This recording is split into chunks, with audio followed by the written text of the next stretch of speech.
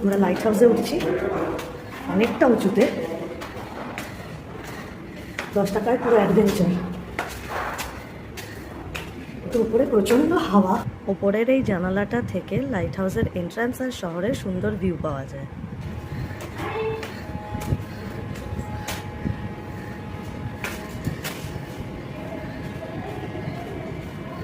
এখন এটা দিয়ে আমাদের উঠতে হবে উপরে। দেখছি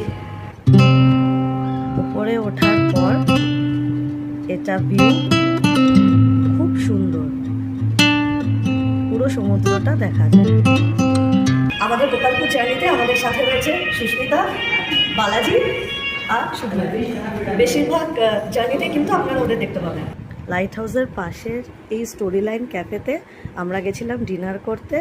খাবার মাঝারি মানে, প্রাইস রিজনেবল।